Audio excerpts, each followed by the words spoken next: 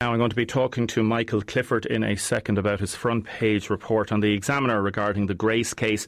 Just to let you know, we have William coming in from City Vets. So William will be talking about all issues to do with vets, particularly about dental diseases in pets. So text us in 083 333 975, text or WhatsApp.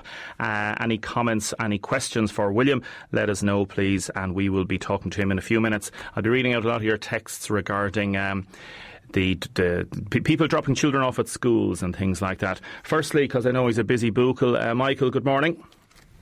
Morning, Damien. Thanks for joining us again. Grand. Michael Clifford, Irish Examiner. You're writing about the Grace case, which has big issues, I suppose, and has had over the years, not just for care in Ireland, but particularly in the South East. One of the principal witnesses in the Commission of Investigation into the case claims he suffered extreme hardship as a result of his engagement with the inquiry.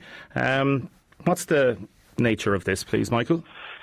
Well, as I'm sure you know, Damien, the Grace case Commission of Investigation was set up into it, chaired by Barrister Marjorie Farley. This was set up in May 2017, and the initial estimate was that it should take about a year to complete its investigation. Unfortunately, that has not occurred, and the latest estimate we have is that its final report will be published in May 2020, which is 3 years after it was set up. And the Minister for Health, Simon Harris, was pretty adamant that he wants to see the report then.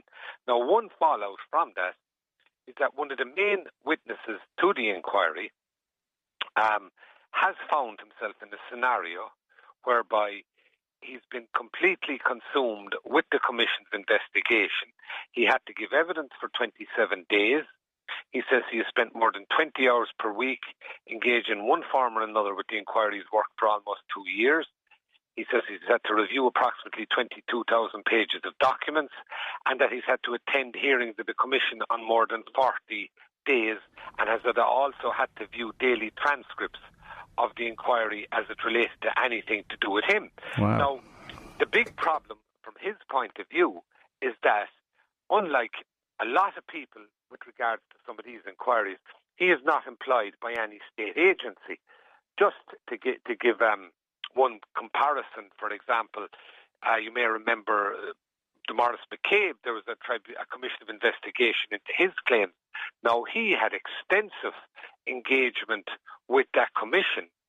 But, for instance, unlike this individual, he was employed by the Gardaí, and he wasn't at a financial loss as a result of having to have that engagement. That's just one example. There's a number in that vein. This individual, and as I understand it, he's not the only one, but he does not work for a state agency. He has to work abroad now. He claims he's out of pocket to the extent of about €70,000 in the last couple of years. He's got into some debts as a result, and he's extremely perturbed at the length of time it's taking for this commission to do its work and the impact it's having on people like him. His other issue is that unlike those representing any of the state agencies and the number of state employees, his lawyers have not got a penny from the commission, and they would only get it at the end when the commission finishes its work. The Commission would say it's not their fault and these things happen, and other commissions drag on, and we know about discovery of documents and all those issues. But this sounds extraordinary. It really does sound like an extraordinary turn of events, doesn't it? It does. Now, I suppose there's two things. First of all, as you say, Damien, the Commission would say that's the nature of this work. Now, people will question that, but I'm sure the thing is being done efficiently. And look, I've noticed this myself because I've covered a number of these inquiries. Once you start turning over one stone, it leads to another, and you have to make a decision there whether to follow that as well. And understandably, in a lot of instances, people running a commission would want to follow it to ensure that they do a proper investigation. So that is definitely an issue, that these things can go on far longer than initially envisaged. The other issue, though, is the one that he raises about the fact that that, for example, no costs are given to anybody in a commission until the commission is finished and the chair of the commission decides on it. And when you have a commission dragging out a long time, that quite obviously leaves people out of pocket. In some of these instances, the people left out of pocket temporarily are lawyers, and look, let's face it, a lot of them can handle it one way or the other, But when you have individuals who are witnesses in this scenario, and particularly when correspondingly his lawyers appear to have to engage in extensive work, that's when something like this arises. It does, yeah. Michael Clifford. Michael, thanks for joining us this morning. No problem, Damien, thank you. Appreciate it there. Michael Clifford with the Examiner. You can read his report on the paper, or you can buy the paper, or you can read it online. But do, if you can, support local and regional journalism. Now, some texters texting in. Damien, I'm a proud Tipperary fan, but hats off to the Brick Welsh, one of the cleanest players ever to play the game. A real pro, one of the nicest people you could meet off the field as well. Happy retirement. That's from James in Abbeyside. Now, regarding bringing children to school, Damien, my 10-year-old grandchild cycles to school, which takes around 15 minutes. Her mum drives every morning to the school to make sure she's gone in the gate. So, basically, for peace of mind. Damien, there's footpaths for safety on either side of the Dunmore Road from the Woodlands Hotel in the city. Wouldn't it be quicker to walk into school and healthier? Thomas texted in, Damien, what about the fumes in an underground car park when delays occur and all the men, women and children have to inhale fumes underground? These greens are giving me problems, says Tom. We should just limit the number of cars that come into town. That is what Tom is saying. If you're talking about schools and drop-off zones, number one, kids are spoiled, says this texter. In my day, rain, hail, sleet or snow, we'd walk to school. Number two, there's so much for children protesting global warming. Mothers have their children wrapped up in cotton wool. Damien, why are we still selling all Roundup and other chemicals that can pollute land and cleaning wipes and all that sort of stuff? They should all be taken off the market. That would help us live better. Oh my God, says another texter. The Greens wasting taxpayers' money looking for reports on these so-called hot zones outside of schools. Pure bull, says Eamon. Damien, what about the buses that drop the children at schools? Will the bus drivers walk all of them to the gate? Damien, I don't know what I don't know what sort of drugs the Green Party are on, says Eamon. Says this texter, Eamon Ryan wanted a village of 300 to share cars. Easy no, he lives in Dublin. Best wishes to Brick and all the lads, says this texter. But it's time to move on, give the manager a chance to put his own plans in place. Damien, it's no harm to have the children walking a little to school, weather permitting. It might help cut down on obesity levels. That is from Aoife. Another texter, Damien, you're wrong. Most people park 20 minutes. They take up residence parking space and they spend too much time talking. Damien, schools in Spain chain off roads outside of schools before and after for parents to drop off children by foot. It works great. Schools here have cars parked all over the footpath in a kilometre radius. And basically that woman has a very, very good idea, says this texter. Stephen has texted in to say, Damien, I understand regarding the issues of the management thing, but you do like to stir it up. It should be put to bed and move on. All the needless negativity around the Waterford squad, players come and go. That's part and parcel of it, and players know this. The two players have given great service to their county and owe the team and the supporters nothing. Two great lads. I'm sure they wouldn't like to be the focus of unwanted attention either. If they're dropped, then in a few months' time, you should have them on the show and thank them for what they've given to Waterford hurling. And I think we can be just sometimes a bit too negative about things in Waterford, not just hurling, but things in general. Let's get behind Waterford and drive on as a county. That is from Stephen. A texter in. This is Paul. Damien, do you want to go down to the Ursuline Primary School before and after school on any given day? The parking there is two abreast, blocking traffic at the lights coming at the bottom of the folly, engines running for 5 or 10 minutes. It's crazy. Plenty of parking at the church opposite the florist or further down Ballytruckle. It's only a short walk. Pure laziness. Now, let us know if you have any texts for William from City Vets. He's coming on to talk about all issues relating to your pets. Now, keep your texts and comments coming in. Damien, was Brick retiring or was he asked to go? What a loss. We don't know, as I said. Damien, I'm overrun with feral cats, about 8 of them coming into my garden looking for food. They're now breeding. Who can have them spayed for me? As I said, they're not my cats, they're strays. William Smith from City Vets, thanks for coming into us this morning. Thanks very much. We're going to talk about dental disease in a few minutes in pets. Just on that specific question, is there anything that lady or man can do? Absolutely, yeah. It's such a common thing. And obviously, if you keep if you leave food out for cats, they will keep coming and they will keep breeding, and you will end up with 20 or 30 cats in your back garden. Just a simple formula. Yes, there's a brilliant organisation called City Cats who were founded to deal exactly with that kind of issue, and they will get in touch with you, or you can get in touch with them, and they will help to trap the cats. They'll help to bring them into the vet, get them neutered, and then you can have a nice, healthy cat population in the local area. So we're not trying to eliminate the cats, we're not getting rid of them.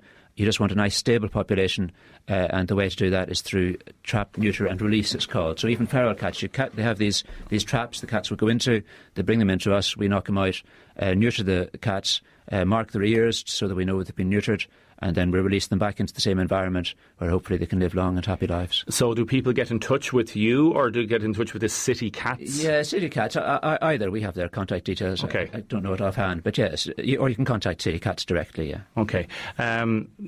Just mentioning my own dog has a big Labrador, has a kind of a dandruff kind of around his rump. Yeah. What might it be? Yeah, so in general, flaky skin is a sign of bacterial skin disease in dogs. And as I mentioned before then, so there'll be higher than usual numbers of bacteria on the skin there, and that's what causes the flakiness. But bacterial skin disease is always secondary to some underlying cause. So if he's been scratching a little bit or biting himself, he's probably caused that infection. Up along there, a common cause of itchiness along the back, especially where it's predominantly along the back, it's often an allergy to fleas. So it's not that he actually has fleas, but he's been bitten by a flea. There's fleas somewhere in the environment, maybe when he goes out for a walk, he gets bitten by a flea, and instead of, he gets this, the way some people do with mosquito bites, he gets this very strong reaction, this very vigorous, long-lasting reaction that's itchy for days, and he scratches himself. And of course the flea is long gone. He bites the flea off or knocks the flea off, so you're not going to find actual fleas on him. But you do tend to find these discrete, inflamed, itchy spots. If you look very carefully through the coat, you can see that most of the skin is normal, but there are these maybe 1 centimetre diameter red or pink patches on the skin, and that's where he's actually been bitten by the flea. And the treatment? The treatment then is anti-inflammatories to reduce the allergy, and then flea control for him and any in-contact animals. Really important to treat all animals in the house, and it's really important to treat for a continuous period of 3 months to get rid of all the fleas from the environment. Should we brush a dog's teeth? Yes, it's the quick answer. Go away. I know. I'm not. It is the quick answer. So few people do it, and I put my hands up. I have never done it myself. I have had dogs. I've never done it myself. But yes, we absolutely should, and it would solve or prevent so many problems. Dental disease. We were talking about back pain or back disease last month, and how common that was, and 80% of people have had back pain at some stage, and at least that percentage of dogs have had back pain at some stage. The only disease I can think of that's more common than that is dental disease, and certainly older people over 60, 80% of people over 60 have gingivitis, and it must be 100% of dogs have gingivitis when they get past 5 or 6 years old. Is it something... Because they don't brush their teeth, or we don't brush their teeth.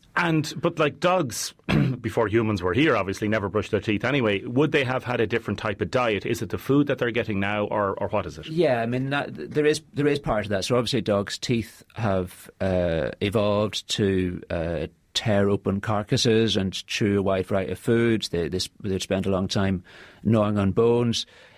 We often see particular problems with these canine teeth, which are the big fangs, the eye teeth that dogs and cats have at the front of their mouths.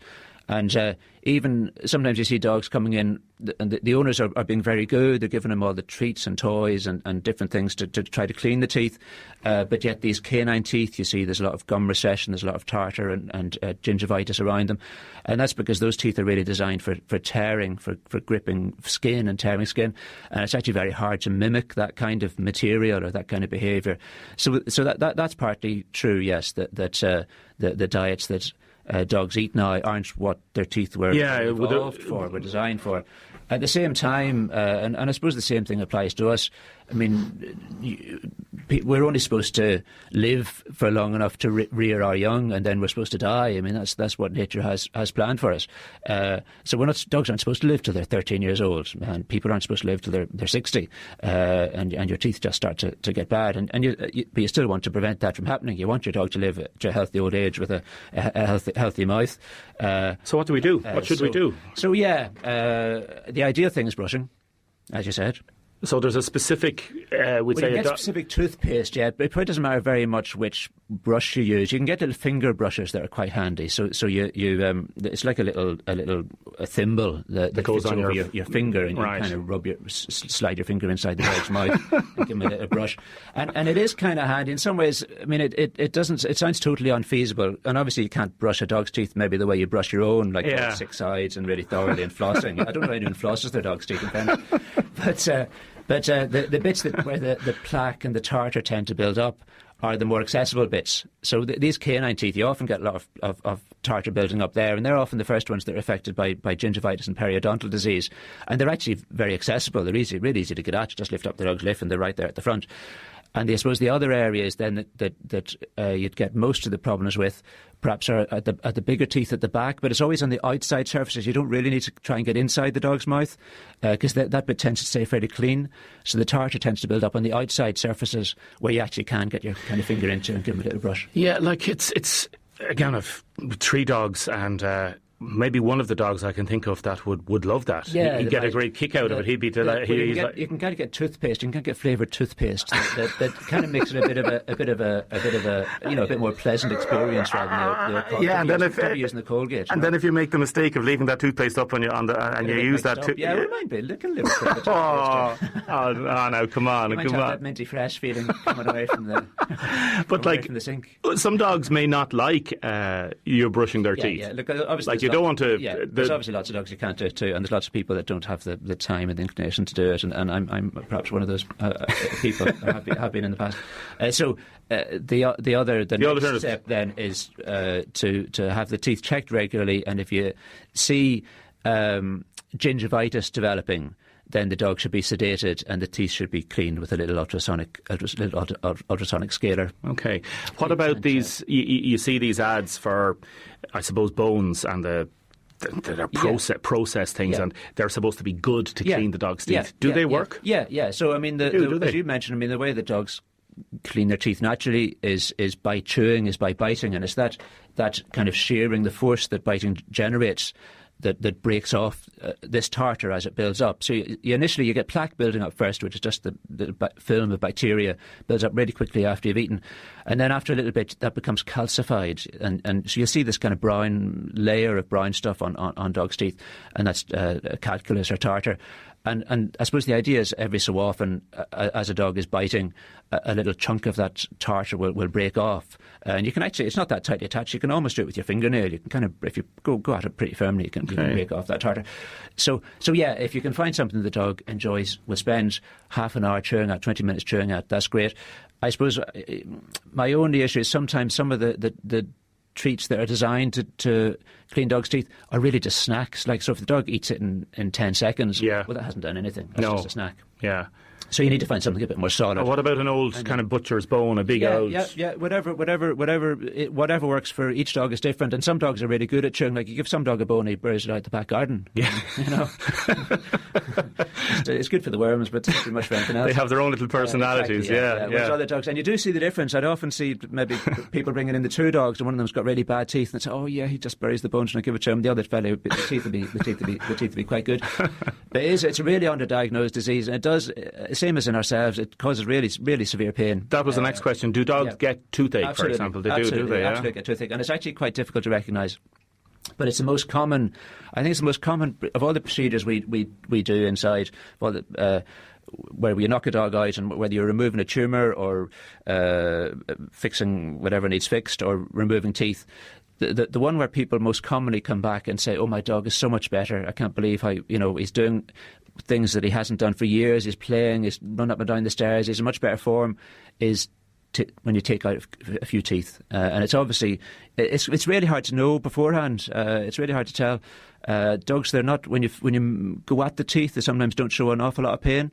But when you remove that tooth, all of a sudden the dog is much better, much brighter, and it's great. It's great to get that kind of feedback, and you've really helped that dog, you know. Yeah, because the dog has to be awake in some respects, or slightly sedated when you're probing at the tooth. Yeah, it's funny, especially in dogs. And cats, it's a bit easier. Cats are much more reactive. If you kind of get a little probe and go at a cat when he's awake, and sometimes if he has a sore tooth, he'll give a real flinch. And dogs tend not to do it as much. I'd one in recently that the dog had broken the tooth. He'd been chewing on something and he'd broken the tooth. And I said to the owners, they were really good owners and they're really conscientious. And I said, look, we'll just keep an eye on that. There's no sign of pain at the minute. The tooth looks perfect. But do check it. And if you see any sign, bring him back to me. And the dog came back a few months later for something else. And he had a little abscess or a little swelling in the gum and an abscess in the tooth. And I kind of had a little feel he didn't really react. And I actually just picked up the tooth then, or touched the tooth between my finger and thumb, and it actually moved. This tooth actually moved. And the dog, at that stage, now he gave a flinch. But it was really hard, and the owners hadn't noticed anything. I was really good owners who knew the tooth was there, who were checking out for it. And even in that case, they didn't notice. And the dog was obviously in severe pain with his tooth. He had an abscess in his tooth, and the tooth was actually wobbly. So obviously he came in and the tooth was removed. William, it's quite hard to know, yeah. It is. Thanks for joining us this morning. Very welcome. Much appreciated. William Smith, City Vets. So if anybody wants, call up City Vets, and in terms of dogs barking, in terms of feral cats or anything like that, let us know. One quick one. Moved into a new house, the dog is barking whenever she's let out. Is this territory related? Yes. Nothing you can do about it? Well, it's difficult, isn't it? Yeah, outdoor dogs are hard to stop barking. Yeah. And, keep them in as much as you can, I think, is the only solution. Obviously keep her occupied. I think if they're wound up and they have a lot of energy, they're going to use that energy in some way. So if you can get them out for an hour's walk, or bring them to doggy daycare, tire them out, get them play with another dog once in a while.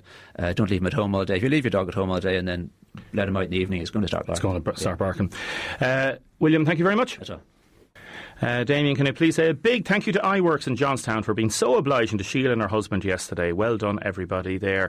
Now I am going to be talking to James Quinlan. 90 couples and individuals are in court this week regarding home repossessions. James is with MABS. James Quinlan, good morning. Good morning, Damien. How are you? Wonderful, thanks. Great to see you again. And you're a busy bookle. This week in particular has been very, very busy, and you're in and out of court and in and out of hearings. Why is it so busy this week? Right, the court has restarted since Monday the 7th of October. That's the County Registrar's Court. It was on again yesterday, the 14th, and the Circuit Court is in Waterford today, which is Tuesday the 15th of October. These are all repossession cases. And now, just to give you an idea of what's involved, between last Monday, this Monday and today, Tuesday, there's the best part of 90 mortgage cases. How many? 90. 90. 90 up for adjudication for one way or the other. Wow. You must remember, each of those 90 cases is a family home, which brings it into perspective of exactly what's involved.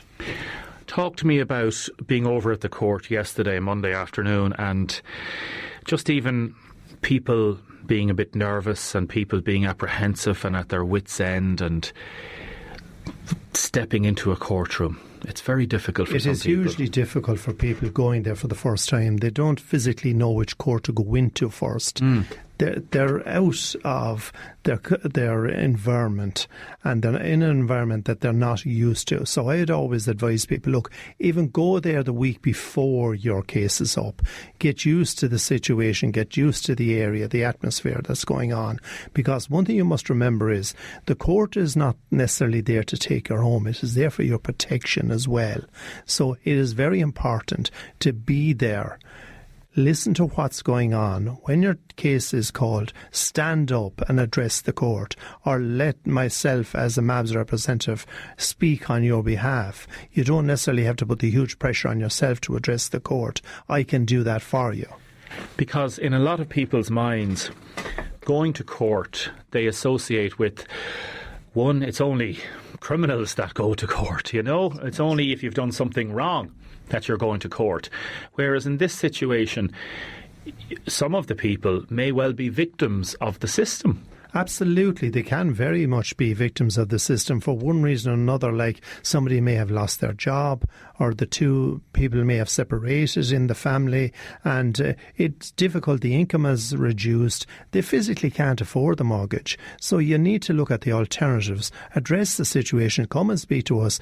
Can you pay reduced payments? Can you look at something like mortgage to rent? There's always a solution there if you want to work with the system. But the importance of working with the system, even the new laws that have come out there since early July, you need to get involved with mortgage to rent or the Awalya scheme, which is we're the gateway through for Awalya. So you need to work with the system to make sure that your home is not gets a possession order placed against it. Some people listening to this morning now, very practical. Let's do a few practical things.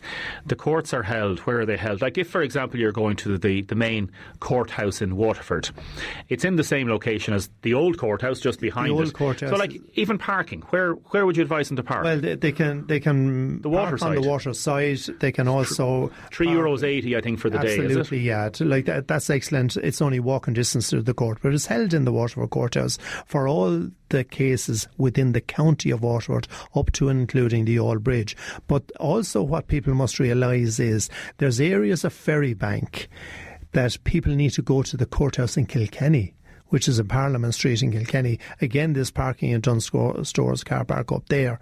But their case may be, even though they class themselves as being part of the Waterford County, they may have to go to the County Registrar's Court in Kilkenny, and to be aware of that. How important is it for people to actually attend court? Like if you're waking up this morning or on Wednesday morning or any morning and you're thinking, I just don't want to do this, I just won't go. Yeah, it is hugely important to be there. The one thing you need to do, like I've said earlier, the court will be on your side, but you need to keep the court on your side. Don't insult the court by not turning up, because you're ticked off as a non-appearance. So it is very important, be there, stand up when you're called, I will speak on your behalf, or if there's in Kilkenny, a duty solicitor will speak on your behalf. But it is hugely important. Now, I know at times people will get a civil bill or a letter from the bank's solicitor to say, you're in court on Monday, really there's no need to attend. I would say to people, look, be wary of that, because that solicitor is working for that bank. While they may not be giving you a bum steer, but your interests may not be the sole reason they're telling you that. So I would really appeal to people, go to the court, make sure you have an appearance at the court. Does an individual or a couple attending court, do they need a solicitor? I would never say to somebody, do not get a solicitor. You don't necessarily need a solicitor. If you come and speak to us, we can guide you through the process. If you still want to get a solicitor, by all means, I will not stop you getting a solicitor. But if you come and speak to us, we will guide you through the whole process. There's a thing called a civil bill. So if you're served with what's called these civil bills, like what's a civil bill, and you're given a date to attend court, what should the person do? The civil bill is a court document. It is issued by the court. It will be sworn affidavits from somebody in the bank saying somebody owes this amount and they haven't paid for a certain length of time. But it is important to address it. Like I said, come and speak to us. If you need to get legal advice, if you need to speak to an insolvency practitioner, if you need to speak to ourselves, we will guide you through the process. But do not put your head in the sand. Please come and speak to us for your own sake. Some people that may be attending court relating to house repossessions and the possibility of losing your house, they may not, because they're in that particular financial distress, may not be able to afford a solicitor. So how late in the day can they go to you? Can they ring MABS and say, for example, I'm due in court now this week? Is it still time enough for you to say? I will always say it is never too late and it's never too early to come to us. I have seen people try to come and speak to me on the morning of the court when they're actually physically going through the door. It is never too late. As long as the person is still in the house, we will never shut the door on them. We will do our best to try and keep that person in the house if that's what they want.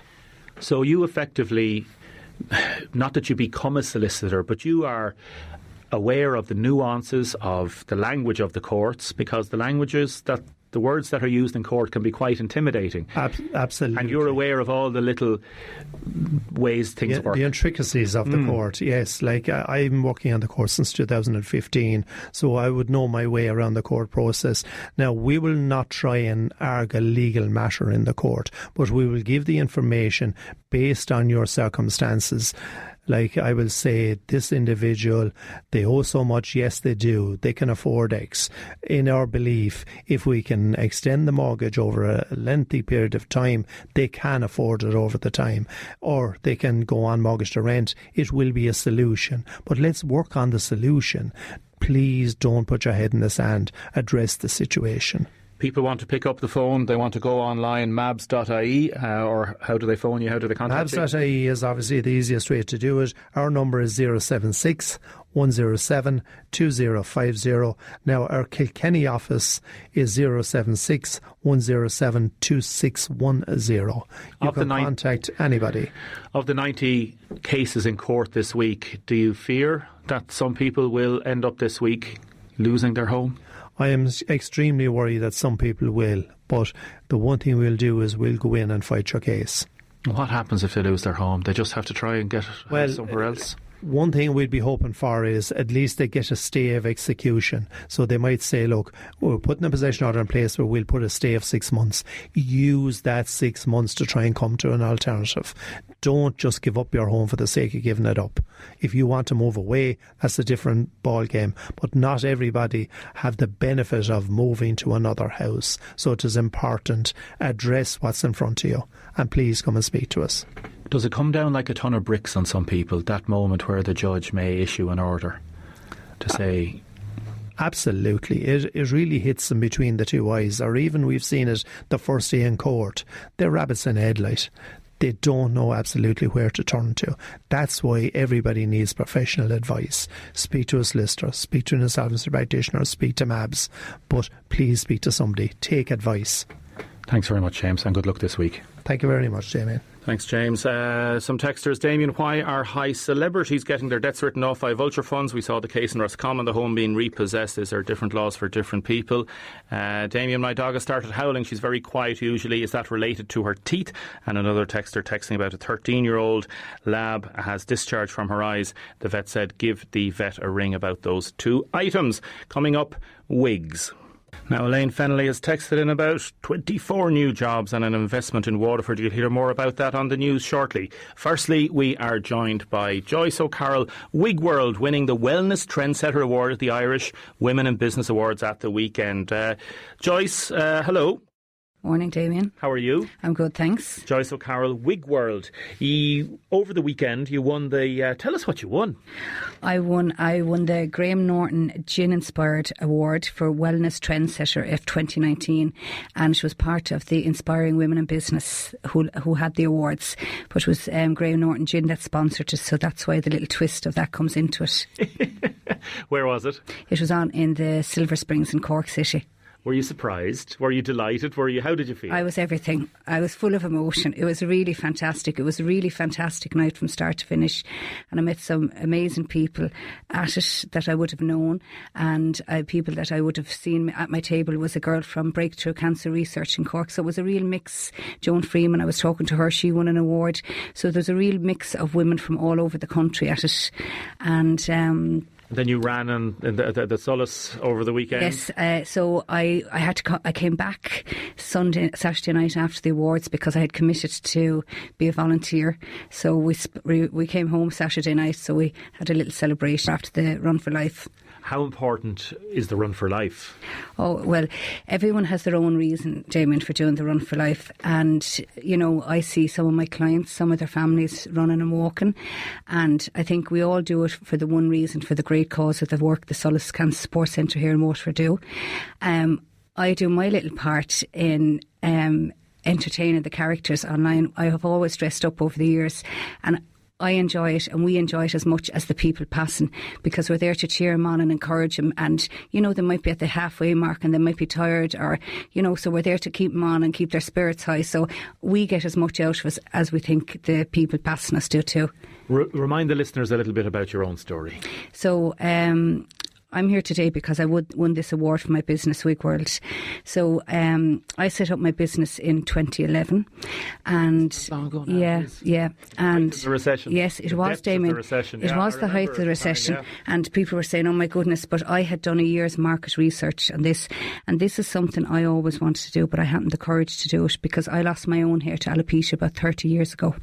I was in the height of my hairdressing career, and I started to lose my hair, and I was quite young. I was only in my 20s, and there was not many people with alopecia back then, and there was a little bit of a stigma and taboo about it. So I have a wealth of experience and knowledge in that, and because I have my own hair loss, and because I'm a hairdresser, I offer a very unique, specialised service to my clients. How did it affect you emotionally at the time? Well, I was young. I was in my 20s, and I was, as I said, I was hairdressing. So looking back, I just got on with it. I thought at the time it could be something worse. And because I was working in the industry, it was hard because I was looking at hair all day, every day. And I didn't want people to think that I had something that might be contagious, that they could catch or be afraid of. So my hair loss was very slow and progressive over 2 years, and then all of a sudden. So I had to... I was kind of fortunate enough. I was lucky I was in the trade, and I worked with Mary Coppinger in Waterford, and we used to do wigs for shows and that. So I had a bit of an insight. So I remember taking a week's holidays, and I went off, and during that week my hair just nearly all went, so I had to get a wig. And back then the wigs were horrendous. We'll talk about the wigs in a second. For men to lose their hair, it can be a bit annoying, and it can be this idea, I'm going bald and stuff like that. For women, for some women, for a lot of women, it's a far greater emotional turmoil. Yeah, because, Damien, like, when we look at ourselves, even some of my men clients, when we look at ourselves, our hair is our biggest feature, but we don't class it as a feature. And it's not maybe till it's taken away that you realise the impact that our hair has, you know. And like we class our eyes or ears as features, but our hair, it's not until maybe that time it comes that it maybe goes quickly that we realise the effect. And it can have devastating effects on a person, you know, especially someone maybe has got a cancer diagnosis, chemotherapy, maybe surgery, and hair loss within a matter of a few weeks. I might have a young girl who has alopecia, and it might just fall out within a week or two. They never know, is it going to come back? Is it going to, you know, it's the unknown of the alopecia that, you know, for especially younger people and older people too, because, you know, it is hard because it's very much part of our body image, you know.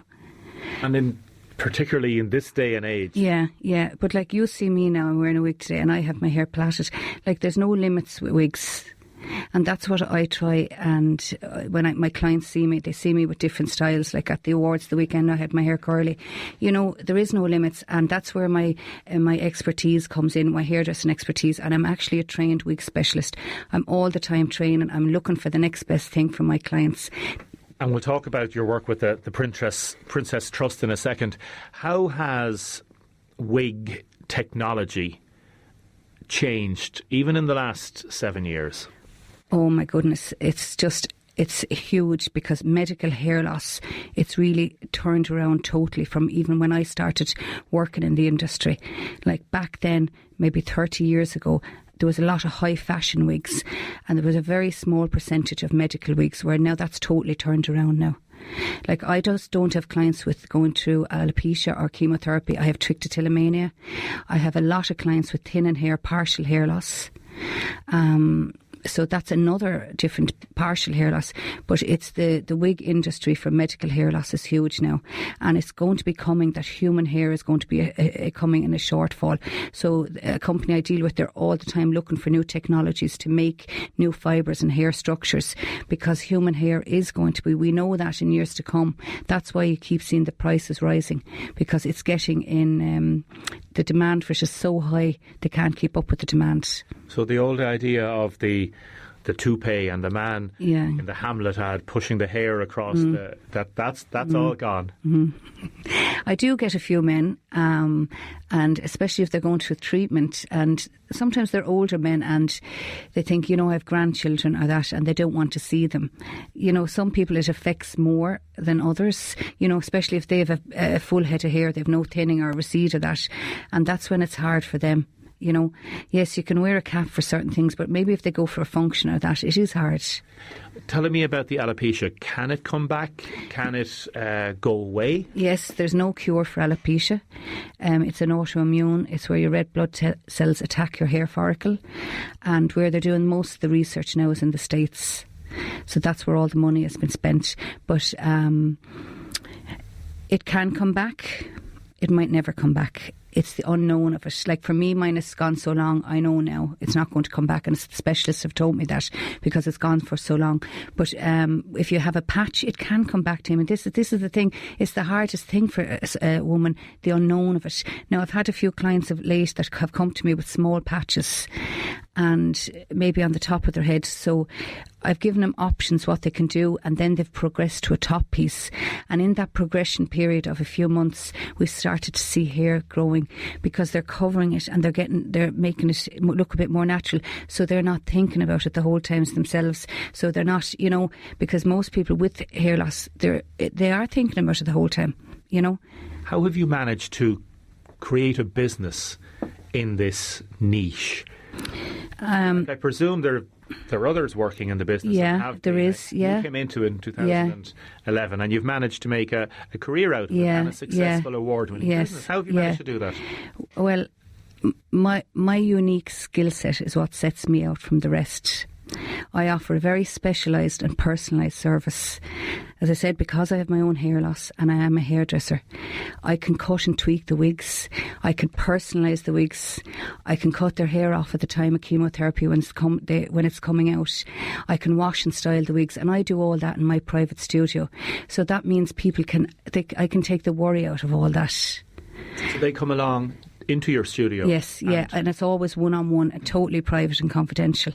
And they do a session, like going to the hairdresser? Yes, yeah. It's I call it, it's my studio, and it's like a hairdressing studio. And I have all my wigs on display, 100 wigs on display, and I have my basin and sink, and, you know, I have my little couch and area. So and I'm giving people that have hair loss issues years, I'm giving the experience that they can come, they feel a bit normal. And like, it is still their hair, but we call it their hair, it's a wig, but it's still their hairstyle. What sort of prices are we talking about? It really depends on the quality of the hair, whether it's fibre, mixed fibre or human hair, and it depends on the length as well. So there's a lot of things to take into consideration. But when you wear wigs for medical hair loss, you should be wearing something with a full skin top. It gives that natural hairline, so your natural skin illusion. So it's the most realistic head of hair you can get, like undetectable, really. So I suppose you're talking, some people could spend a few €100. Yes, some people, and they can go up to into the 1,000. Yeah, what you want. Depends. The human hair is much more expensive as well. But when I started the business, when I did my market research, there was one thing that I always said: I would have a quality product and exceptional customer service, and that's never faltered on. Never. Tell me about your work with the Princess Trust. So the Little Princess Trust is a charity based in the UK, and it was set up by a couple whose their own daughter went through chemotherapy, and they found it hard to get a wig for her, and she passed away a number of years ago. So they set up the charity. So they ask people to donate hair and send it to them, and they make wigs from the donated hair. So I'm delighted to be a wig fitter and a wig stylist with them. So what they do then is they have different criteria for people that's donate hair. I cut a little girl's hair to donate last week, and actually a school friend of mine at the end of the month is going to have her hair cut. She's grown her hair. So then I see that side of it, the hair going off, and then I might have a little girl, like I had a girl recently 11 that was going through a treatment. I had a little girl 3. So then they come to me, the charity ring me to tell me, and I fit them for the wig. I do the measurements of their skull and that, and the length and density and colour and so on. And then the wig, I send off the details, and the wig comes back in, and I fit it on the child. Now that's a very special day when you do that, you know, because, you know, when you see the joy. Yeah, but, you know, when you see the joy in their face, and like, children mightn't always wear the wigs the whole time, but when you see what it means to them, you know, especially that little young girl that was 3, you know, you could see her eyes. She wasn't saying much, but her eyes were saying it all. Like that, they're really special days. So I cut it if it needs to be cut, and I show them, especially the children and teenagers, I show them if they want to put their hair in plaits, pigtails, buns, whatever they want to do. I show them how to do it because it keeps it all normal for them. And like these wigs are the best of the best. The quality, the Cap Foundation and how they're made. And they're a charity too, so they're an amazing charity. Do you love your job? I do. And people talk about passion in their jobs, and I really have that, because there's no greater feeling than making another human being feel good about himself. Joyce O Carroll, Wigworld, thank you very much. Thank you. Now, thanks everybody for your texts and your comments. Liz has texted in to say, well done, Joyce. Such an inspiration to many women in business. One of the nicest people you would ever meet. Other people texting in. Angela's texted in, some men find losing their hair as stressful as women, and that's okay too. Barbara's texted in, well done, Joyce. You're an inspiration. We'll read out more of your texts and comments tomorrow. Thanks everybody for everything. Talk to you soon.